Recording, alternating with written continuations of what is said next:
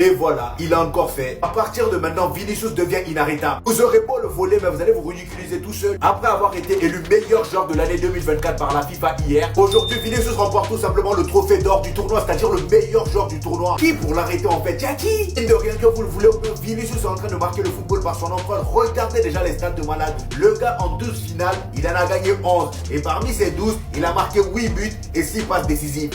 8 buts et 6 passes décisives. Est-ce que vous vous rendez compte un peu? Là, il est parti pour être une légende du Real Madrid. Et il n'y a pas que lui, il faut aussi parler de Jude Bellingham. Le gars, depuis son arrivée au Real Madrid, regardez tout ce qu'il a accumulé. Il enchaîne trophée sur trophée. Carrément, le Real Madrid, tu viens, tu remportes un trophée obligatoire. Si tu remportes pas, c'est que t'as la poisse. On a réussi à redonner le sourire à Kylian Mbappé. Regardez-moi son grand sourire. Ça, c'est le Real Madrid, les amis. Le Real Madrid, c'est la victoire. Même quand on est nul, on remporte quand même des trophées. Et vous qui me regardez là. Et surtout, mes chers voisins d'à côté, je parle à vous. Et dans tout ça, on a l'enceinte du Real Madrid, notre cher Luka Modric, 28e trophée remporté au Real Madrid. Le gars, il est intarissable. Je parie qu'au jour d'aujourd'hui, malgré son âge, il est capable de jouer au Paris Saint-Germain. Bref, on termine avec le boss, les amis. Il faut quand même le remercier, malgré qu'il nous énerve de temps en temps. Carlo Ancelotti vient de battre encore un record. 15e trophée lui aussi remporté au Real Madrid. C'est l'entraîneur le plus capé, voilà, de l'histoire du club. Comment expliquer ça?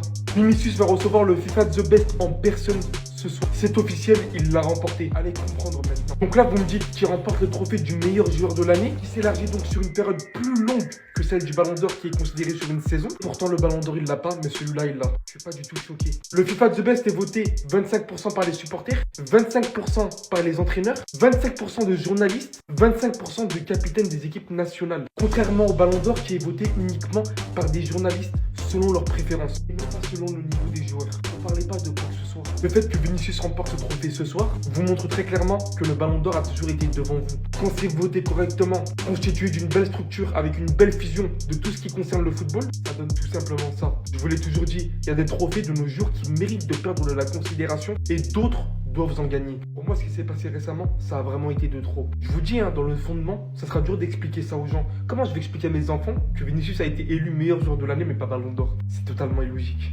C'est totalement illogique. Est-ce que vous prenez conscience à quel point il est fort lors des finales, Vinicius? Parce qu'à l'heure actuelle, il est sur 12 finales jouées, 8 buts, 6 passes décisifs. Du coup, 14 GA. Et tout ça à seulement 24 ans. Et on parle pas seulement de finale de coupe intercontinentale comme aujourd'hui. Ça parle aussi de Ligue des Champions. 2 finales de LDC jouées, 2 buts marqués dans ces 2 finales. Il y a des grands joueurs comme Drogba qui étaient connus pour marquer lors des finales, des joueurs très clutch, CR7 aussi. Mais Vinicius actuellement, à seulement 24 ans, il est en train de faire un taf monstrueux et j'ai bien peur pour l'avenir. Je pense que même dans l'avenir, il pourrait devenir le meilleur joueur des finales. C'est une possibilité. Il vient de tout fraîchement récupérer son trophée de The Best. Aujourd'hui, il montre encore que c'est le meilleur joueur du monde. Victoire 3-0 du Real Madrid face à Pachuca. Avant de conclure le match sur le 3e but sur un penalty, il a notamment offert la passe décisive à Mbappé. Là, on parle vraiment d'une passe décisive plus impressionnante que le but même. Décalage de Jude Bellingham dans la profondeur. Il arrive face au gardien, l'élimine avec un passement de jambe pour offrir une passe en retrait à Kylian. Le pire, c'est qu'il faut se dire que, mis à part les buts qu'il marque, tu sens qu'il est encore en train de progresser. Tu sens qu'il est encore en train de progresser dans son playmaking. Plus intéressant dans son jeu de passe, plus de polyvalence, des transversales maintenant qui commencent à balancer. On va récupérer l'extérieur de Modric maintenant, voilà, c'est les transversales de Kroos. On a vu une pas mal face à l'Atalanta. Et aujourd'hui aussi, il a fait une très belle passe à Rodrigo à un moment donné. Pas encore parfait, mais les gars, ce joueur-là, avec sa capacité d'apprentissage, il va tellement être monstrueux, il va tellement éteindre des legacy. Il risque de devenir une légende du foot, ça c'est sûr. Maintenant, à voir ce qu'il peut faire avec le Brésil.